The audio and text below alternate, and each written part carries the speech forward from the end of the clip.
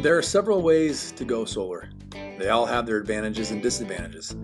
Because every situation is a little different and there is not a one-size-fits-all solution, you really should speak to an advisor who understands and can explain the benefits and shortfalls of each option.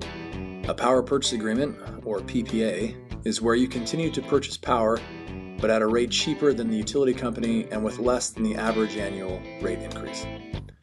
In other words, the PPA provider steps in and becomes your new power provider and collects electric bills from you, acting as your new utility company. The rates can vary, but are almost always cheaper than your traditional utility company's lowest tiered rate. And the escalator is also fixed at a rate typically half of your current power company's rate increases. Occasionally, a plan with no escalator is available, but it is then traded off for a higher per kilowatt rate.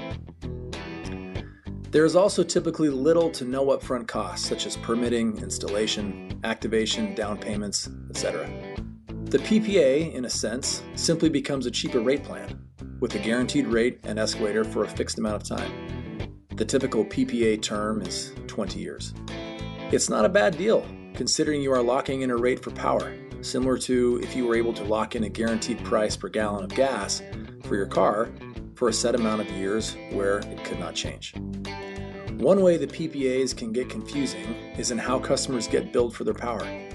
Because solar production is independent of usage, your power bill is based off the power produced, not by how much you've used.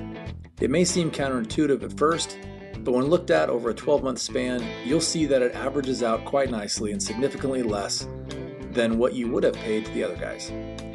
Because you are paying for power and not the actual cost of the system, it technically is not a lease, although it sort of feels like one because you don't actually own your panels.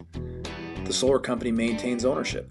The benefit there is that they are also responsible for the maintenance and performance of the system. Some offer monitoring as well. Because you don't have ownership, you also won't get to take advantage of any potential tax credits. One area of concern is the liability and the ability to transfer in the event of selling your home. Make sure the PPA being offered does not place a lien on your house, and see if there will be credit requirements for the new owners to pick up the PPA. Otherwise, you may end up finding yourself having to buy out of it. Home sales with PPAs attached are fairly commonplace, and typically is as simple as changing the utility into a new name. Furthermore, it should be seen as a benefit to the buyer, seeing as they're getting a house with reduced rates for electricity. In short, if you want a simple way to go solar and not have any upfront out-of-pocket expenses, and you're not likely to qualify for the tax credits, then the PPA might be for you.